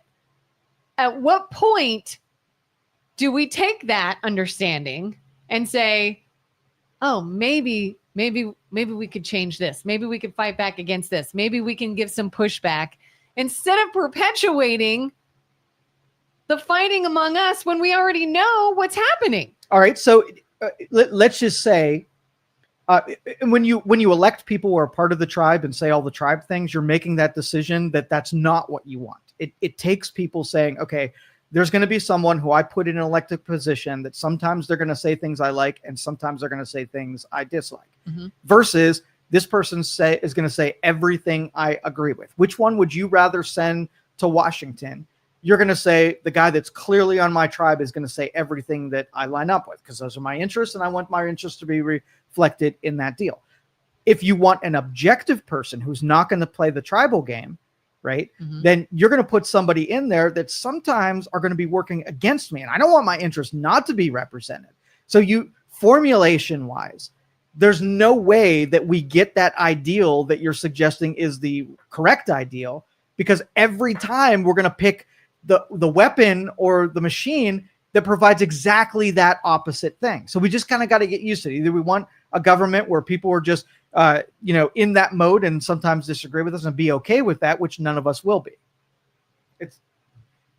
So again, we're just screwed. Yeah, because we're people. There's no fixing it. We're people who are acting in our own interests, and because of the erosion, the seculars took all of those, I don't know, those beliefs that you do even when it doesn't benefit you, and we suck them right out. So you have a bunch of people operating on a moral compass that is defunct, and I can write in that envelope and predict exactly what's going to happen. If you know human nature and you know what you would do on a primitive level, that's exactly what's going to happen on the stage in politics every single time, with very few exceptions. If everybody were operating with a moral compass, do you still think, though, we would have differences? Like, we would have different fights. Because I feel like even nowadays, I'm not talking about people to the extreme sides, but most rational people are doing things that they think is right, are fighting for what they think is right. Now, we might have different views of what's right. Well, and that's where the secularists really divided that. Definitionally, we knew what a war hero was, and everybody knew that you're a bad person if you would corrupt war hero, right? But then the secularists got all involved, and they started changing all of the definitions of what things are. Nothing is sacred when we can just say, hey, you know what, this is really getting in our way, having a strict definition of something. So let's dilute it a little bit, make it mean something else. And this is back when we were talking about gay marriage, right? When a definition is pure and you fight for what it is versus letting someone dilute it down and make it mean something else, you're like, there's repercussions in taking a reason. Like, what if we took something like honesty, where universally do we think we know what honesty is? I wanted to say yes, but universally? Yeah. Universally, what is honesty? I guess it's saying something is truthful, right? No matter if it's easy or hard. Yeah. Right? What about, what's the opposite of theft? Giving. What's the virtue on the, what's it called? We're coveting, right? You shall not covet. So if I taught you to don't steal from people, it should be universal that you know when something is stealing. You have it. I want it. Didn't pay for it. You're not agreeing to give it to me. If I take it, that is stealing. So little kid walks up to little kid hasn't eaten in a week, walks up to a marketplace stand and steals an apple. Is that stealing? Yes. Right? Because they wanted it. The other person had it. They didn't agree to give it to you. You took it. But they were hungry. So we're willing to tolerate stealing and call it something else, when in reality, if we just stuck to what is stealing and what is not, right, then we wouldn't bastardize language and dilute it so that it didn't mean anything. We've taken out all the sacred terminologies. We've taken it out because we feel and have emotions towards something. We made words not even have any meaning anymore. So if we have not a common language, not a common understanding, no principles, no virtues, right, then where's our North Star? There's no such thing as a moral compass because we can't even agree what would be on the moral compass. I mean, we even see this like when you talk about transgender issues. Right. And what is a woman? What is a man? And people now are coming up with their own definitions. And it's like, okay, you can feel that way, but that's not. Like, do you understand bastardizing. That's just so not. What's important to point out is that so let's just use a woman and a man. Okay, if you asked a computer system that couldn't tell a lie, right? And you wanted to convince the computer system that says, this is red, right? This is red. And the computer system is going to say, there's no upside for the computer system to tell you this is red. It's going to say, I get that you want that to be red, but that is white. And you say, well, it's going to hurt my feelings if you don't tell me that this thing is red. It's very important to me that it is red. The computer would say, I will tell you what you want to hear, that you want to hear this is red, but it's still white. Now we have an understanding of color, right? Yeah. You want it to be red, and I'm not going to, punch you in the face because you want it to be red. But if you ask me what color it is, it's still red, no matter how you feel about it being, or it's still white, no matter how you feel about being white. Yeah. But we don't do that. We will literally say, oh, okay, it's red. But it's, no, it's just, nope, it's red now. Just go with it. And it's like, well, I don't want to go with it. So my argument would be, have everybody get on a common agreement with what things mean and stick to it. And if those things don't align with how you feel about those things, it doesn't matter. So like I don't care if two people of the same sex, want to have a ceremony and connect their lives in some way. Right. But it's not marriage, because marriage is an institution and has mechanisms for one thing. So you create another term for a thing that's different. You don't try to incorporate something that's different into a term and make it mean something completely different. Language has to be sacred. Ideals and principles have to be sacred. Oh, Julie says, I don't think RFK uses evidence-based science. He comes up with good advice sometimes, but it's usually what we already know. Processed foods, etc. Plus, I don't trust someone whose entire family dislikes. And it's fair. And my standard for what evidence-based science, right? Mm-hmm. And her evidence-based science, I test evidence-based science, by the way. Did you know that if you took, and AI is a really good barometer, okay? If you took, do you know what consensus and what it has to do with vaccines and whatnot? Do you know about consensus? I don't think so. Okay, consensus is important. It's an agreement between two people that something is true. And if you can get a bunch of people to say something is true, the consensus carries weight because you got more than one person to agree. We look up the sky, the clouds are there. We both agree that the clouds are white. So because it has weight and because it's meaningful, somebody is sitting here thinking, if I can just get enough people to say something, the evidence doesn't matter as much as the consensus matters. So if I could put that at the head of the train, which it should be there, consensus should be important. So what's important then?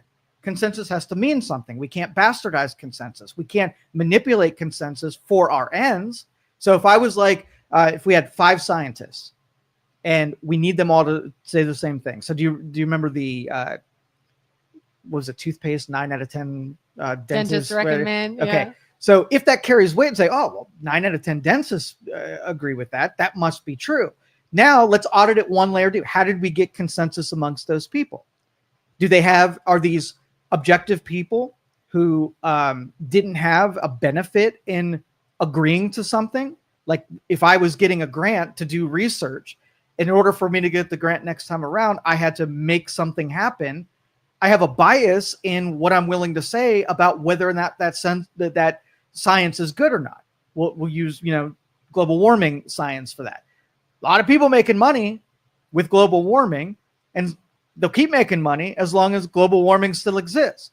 So consensus amongst people who have interest in it being true are not people that I would believe. So if you had a Yelp review from a restaurant, and all the people giving reviews are people that work there, would you trust the people that were giving a review that was all very positive information about people who are interested in more people coming to that restaurant? You'd be like, right? Yeah. So if you bastardize consensus, now I'm more interested now in people who critique scientific data because they have no interest in critiquing that data. It is very unpopular to say, I don't trust the science on vaccine. So what's their interest in saying that? People pay attention to you. They just try to destroy you. They throw lawsuits at you. They try to take your credibility and run it through. So there's zero interest in somebody saying something critical. It's very popular to say something that they've got great stuffing, even if they don't have great stuffing. So that's better information that the self-interested people are putting out there. Yeah. And I think people don't want to take that because that might give them information other than what they choose to believe. And I think the other 2 things fall flat. He usually comes up with things we already know, but have done nothing about. So do we already know you should eat healthy and exercise? Yeah. Where has that gotten us until lately? Nowhere. So not until RFK came do we now have commitments from people like, is it Kellogg's who makes Fruit Loops or whatever cereal, just committed to taking out all those artificial dyes? Didn't happen before him. We have this school physical fitness test that can now be implemented. Didn't happen before him. So people want to say, oh, all he does is talk about common sense. Yeah, we're supposed to eat right and exercise. But you never did, and that never went anywhere until he said, I'm shining a bright light on this. I'm getting people involved in this, and I'm actually making things happen. So that is a big deal. And then the whole, I don't trust someone whose entire family dislikes him. Trump's family loves him. Do you trust Trump? You don't. And what were you going to say? Well, no, I mean, it's obvious that Julie is on the other team. And when you see an injustice, I think that's an important role that Julie plays in keeping that side honest. The only part that I ever disagree with Julie on, and Julie is a reasonable person. I really feel that she believes what she's saying. But when offered something to the contrary, you have to have the ability to change your mind about what you levied. And I never see that happen, right? Because it's a lot of ego in that, to admit you're wrong about something. Like, if give a little bit of credit to Trump for having done something good, then what that does is it gives more value when you say something bad, because you were just being objective.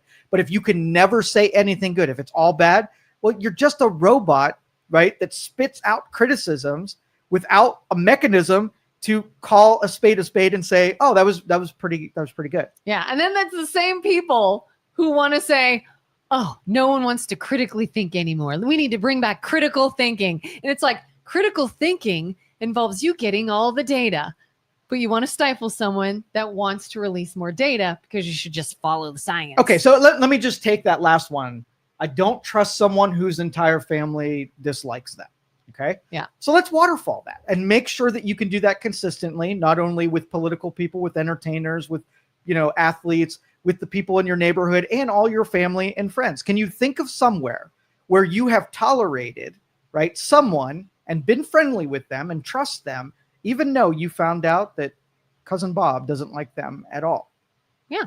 Because the real logic is the people getting into and saying, why don't they like them? Right. Mm-hmm. And figuring out if they're levying criticisms because of why. So I would want to know, if you and I didn't get along and somebody asked your opinion of me and you gave them a bad opinion without knowing why, because we don't get along. Right. Mm-hmm. Does that carry any weight? Your criticism, just like somebody who's mad at you adds a bad Yelp review. Why did they do it? They didn't really have a bad experience. They couldn't wait to hit you with something, right, that would hurt you, because instead of us doing what we should do, which is human beings, when we have a conflict, punch each other in the face, and that would that would basically say that we are taking it directly to you in a physical sense, and then once we get through it, then we sort of govern ourselves so that if it ends in physical conflict, it's not a great experience. But it's so long that I can injure you and I don't have to take on any injury myself, I'll do that all day long, because there's never a cost for levying untrue things at another person. Yeah. It's just so simply an invalid point to me. 100%. First of all, RFK's family has worked for the Biden administration, did they not? I've heard that Biden employed a lot of RFK Jr.'s family members. Do you not think there is some obligation to be loyal to that side because of who they are employed by? Number one. Number two, you can't say his entire family dislikes him, because you can and will find members of his family that do like him. So it's not even a true statement. And again, you hate Trump. You don't trust Trump. Trump's family loves him. So again, it falls flat. It's just dumb to me. Okay. Just come up with, see, all of these people can be measured with different barometers than what you're throwing out. That one, it's illogical, because number one, it's inconsistent. It doesn't, can you find a person that is competent in a position that other people hate? And when you say trust, what does that mean? Would I trust RFK Jr. with my kids? No, I don't know him. He's a public figure. I would never invite him into my house. Met him so before. I wouldn't trust him in one capacity. Yeah. But do I trust him to punch the food industry in the face? Yes, I would absolutely trust him for that. Yeah. So being more specific about trust is important in this application. If RFK Jr. were going to babysit your kids, would you trust him? No. If RFK Jr. was going to represent you in a legal court case, would you trust him? Different backgrounds, different situations. Yes. Jerry says politics bastardize consensus every day. 100%. Because and I don't fault them for it. Okay? Because there are smart people who are in the legal profession who have engineering brains, and their job is to get things accomplished by manipulating the machine that's in front of them. So if it means that you have to bastardize your language to get, a pure person would say, I'm not willing to hit any of my principles because I have this sacred language thing means something to me and we want it to mean something, right? Versus someone who wants to get something done and willing to say, I'm going to roll over all kinds of principles here in the end to get something done. But what ends up happening is you pay the repercussion that nothing means anything anymore. Say Nazi, Nazi, Nazi 5,000 times, and by the time you go to use the word Nazi, doesn't mean anything. You're like, oh, I really wish I wouldn't have, abused and bastardized that word. That had some weight to it. But since I overused it, I can't use it anymore. We were taught stories when we were kids to not do this, and why it's so important not to do it. The boy who cries wolf. Yes, you want your house you want to be taken seriously when you say something. So if you say unserious things, you might win the early battles, but you lose the freaking war. And that's where we're at right now. We're broken and doomed because we lost. We won a lot of little battles, but we lost the overall war. We're bad people now. Mm-hmm. Julie says, I have said Trump fixed the border. Good. If he brings peace to the Ukraine, I will be thrilled. I wanted to believe it would happen right away, but the results are what is important. I wanted to believe prices would come down right away. I'm not seeing it. Yeah. And really, most of the public has sort of like a standard that it's going to happen within, like we watch television shows and the whole thing is wrapped up in 30 minutes. So our tolerance for waiting till things happen is what separates me from everybody else. Mm-hmm. Okay. But Trump doesn't make his job easy because as a showman, as a pitcher, right, he says things like, I'm going to do this on day one, right? To me, I'm like, that's impossible. You're not going to get it done on day one. This is going to take a little while, and you're not making it easier by making people believe that you can do it on day one. Because later on, you're going to have to say, I was going to start on day one, right? Versus I'm going to end it on day one. But that makes it far more emotional. Like, exactly. Day one. But you got to be able to translate that down. And he knows it too. He knows he doesn't have a magic wand that's going to make it happen. The reason he did that is to get elected. People bought into it. And now everybody who put it through that Trump filter. So like when Elon Musk says something is going to come next year, everybody knows Elon Musk has this optimistic view of how quickly he can do something. He says that robo-taxis we're going to be on Mars by a certain point. So after he does it a couple times, he's sharing what he actually thinks and believes. If you put him on a lie detector, he's going to pass the test that he believes he can do it. Yeah. But evidence says that, and knowing how things actually operate, are like, dude, that's more like 5 years. You said it's going to be a year, and I know you're hopeful it's going to be in a year. So you put it through the Elon Musk filter that when he says it's going to be 6 months, it's going to be more like 2 years. When he says 2 years, it's almost going to be like 4 years. But once you know that about that character, you have to translate it down and make it into a real thing so you can orient yourself. And you need to be mindful enough to know that shit happens. Like, if he's like, oh, here's what's causing the price of eggs to go up. It's this particular problem. I can solve that. Well, then here comes bird flu, and now we don't have chickens, and now the price still goes up. Whether it was actually bird flu or whatever. But something else can come in and still affect that one thing. Yeah, that's why if you shared, and I would love communication on the technical level about, what your formulation said about why you make it more probable of something happening. But not only do you have naturally occurring things like bird flu in the pandemic, you have opposition, someone who doesn't want you to do that thing, and they get on your way on purpose and make it more difficult. So for instance, if I don't want the Ukrainian-Russian war to end, if I sit back and just let Trump do his thing, it's going to end. But if I don't want it to end, then I'm going to do things that make it harder. So if I'm in the press pool, I'm going to ask some questions that cast doubt on it. Now, without public support, it becomes harder because the people responding to the public pressure are going to do different things and make different decisions. If I insult the one of the participants in it, I change then the dynamics in the math. So not only does the math change on a daily basis with naturally occurring, there's some fabrications and things that psychological controls are happening. So I hope it happens, and maybe we gave it a probability of happening better than it was before, but it still doesn't guarantee that the thing is going to happen. We even have things like NGOs, which are totally legal. If you think so-and-so has a good idea and the American people are getting behind this and also liking that idea, I'll just hire a whole bunch of fake protesters to protest that idea, make it look controversial, make it look bad, and now you don't know what to believe anymore. Maybe it's not a good idea. Maybe we shouldn't vote for that person. Casting that These doubt. people seem to think it's a bad idea. Yep. And it's fake. It's all fake. They don't actually think it's a bad idea. They were literally paid to stand on the street corner and scream, this is a bad idea. Yep. And you had the media who had reported in a certain way and make sure that they got their bullet points on how to talk down on that thing. So that's psychological war that's going on between regular people. You have the Julies that are bought in on one direction. You can't doubt them that they have great reason to have criticisms, and I'm glad they do.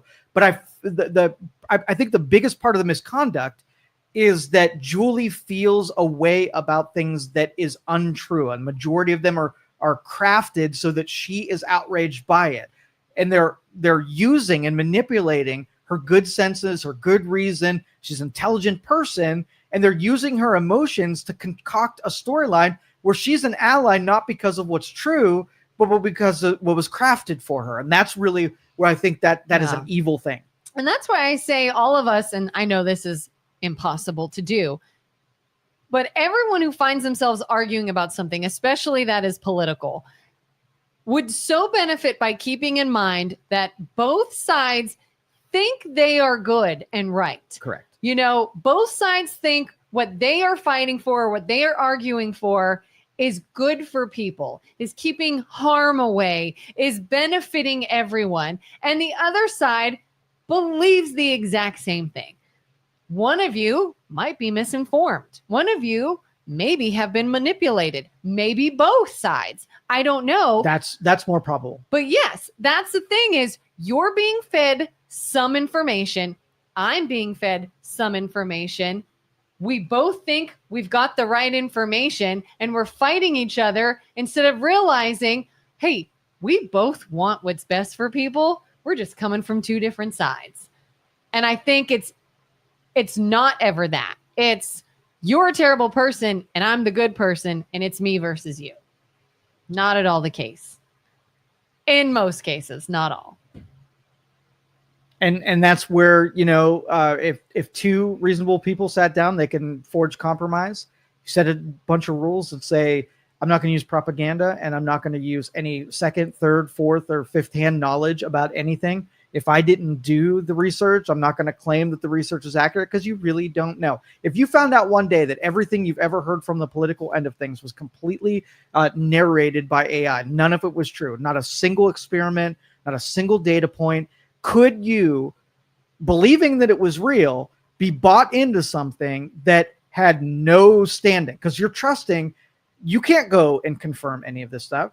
You're trusting different other people to go confirm something, and then you're deciding to believe in it or not. What if you found out that not a single scientific experiment was ever done? That'd be tragic, right? It would be, it'd be chaos. Bamboozled. Yeah. I wouldn't know what to think or trust. Yeah. or What if believe. every institution, every laboratory was like our Taekwondo studio, and they sold research based on who was willing to pay for an outcome? You want a green belt? Cost you $78. You buy the $78, and there's not any value in that belt, or very little, if any. But if it's possible in a Taekwondo studio, Taekwondo. if it's possible and we tolerate it and nobody stands up for it and it's a complete fabrication, you don't think any of the Taekwondo is happening in research laboratories, that you're just buying something, every poll, every experiment, everything? At least have the consideration that might be the case. And that's why I feel like I'm more open-minded to that than I used to be. Because like I've said this before, I was the stereotypical Trump hating liberal, where he's bad, we are good. Republican is synonymous with greedy and selfish and rich and uncaring, and all they do is suckle at the power teat of Trump, who's nothing but all those things himself. And I just sort of blindly believed that based off of what I was hearing from the people around me and the news sources I was watching. And it only was until I started seeing people that I respected and I knew were good people that helped others, that believed in good things and rights for people and helping others. And it's like, wait a minute, you support who? Why? Why would you? Well, because he's done this and he's done this. And I started to see instances where I was like, you know what? That can't be true. I'm going to go look at this and I'm going to tell you why you're wrong. And I look something up and I see the whole situation. I went, oh, all right, well, maybe he didn't in that case, but I'm sure other cases he did. Like, look at this one. He did this. He did. Oh, okay. Okay. So that, all right. So that was taken out of context too, I guess.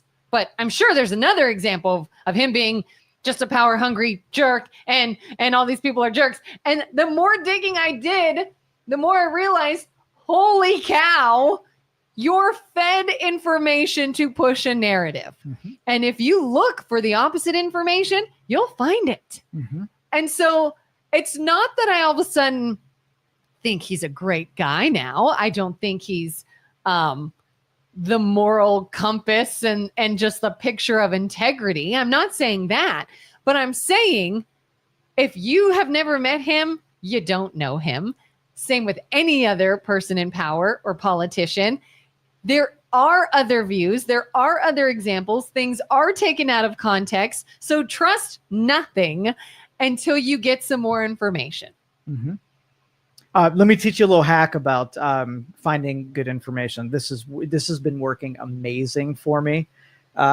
So when I do research, Grok and ChatGPT are really good about parsing through way more data than I could ever do. But you get a skewed version of that data because at the top tier is consensus. If you can prompt to only use logic, observational science, and exclude consensus from what comes in, you will get two different answers. You can ask about environmentalism and evolution, and if you just tell it to remove consensus from any of the considerations, you get a completely different version of the data. So if anybody does a lot of research using it, exclude consensus and you add scientific data and logic to it, you'll get a completely different set of results. Yeah. And it was driven home for me when I started to look into RFK Jr. And I would listen to the words coming out of his mouth and I would see what he was doing. And I would see him talk about vaccines, medications, all kinds of stuff. I would hear exactly what he felt about it, exactly what he's done about it. And then in passing one day, getting ready for work, NBC News is on, and I hear the person on the news channel go, anti-vaxxer RFK Jr. appears in blah, blah, blah today. And I went, oh, don't do that. Mm-hmm. He's not anti-vax. And as soon as I saw that, I was like, oh my God. Anybody who didn't just listen to him and see what he has done and find factual information would have heard that and went, oh my God, RFK is anti-vax. Because you don't have enough time to do all that research on your own. You just accept what has been told and you hope and trust that somebody did their due diligence and it wasn't a narrative. But once you find out it's all a narrative, then you're like, well, I guess I got to do all my freaking own research. Yeah. Julie says, I am a literal person. I watch closely what is going on behind the scenes and it scares the hell out of me. I don't think politicians are pure, but all we have to work with are these two parties. And then Julie says, I really resent that you think I'm led through the nose by the Dems. I did say that I feel you are a reasonable person. The only reason I say that you are crafted because you do buy into the verbiage of the narrative. And anybody says the same things that the narratives do, I don't feel like that you can continue saying those things. You have to change the words you use. So if let's just say Trump's a Nazi, right? That's what it says in the narrative. Mm-hmm. And if you put 2 seconds into and say, okay, well, what is a Nazi? And then say, is Trump a Nazi? And they're like, oh, okay, well, it's a bad term and we wanted it pegged on his chest. And so they say Nazi because it's a bad word. I don't feel like he's a Nazi because in order to be a Nazi, you had to be X, Y, Z, and he's not those things. So let me change the word that I use so it's more accurate. So I'm not part of the propaganda and I'm not contributing to a narrative that now all of a sudden I don't think he's that thing. So the next time I say he's a Nazi, I'm telling an untruthful thing. Now your opinion might be he's an authoritarian, which is then one level below that. And then I'll challenge you on authoritarian. What does an authoritarian do? Well, he does this, this, and this. He's not like that. So let's go a lighter word until you get something that you can not be challenged on and you agree with wholly. And that's the word that you use. And so I try not to use any of the propaganda terminology because I'm going to get lumped in with people who feel wildly different than I feel. I got to pick the proper word so that I'm not part of that tribal group. Yep.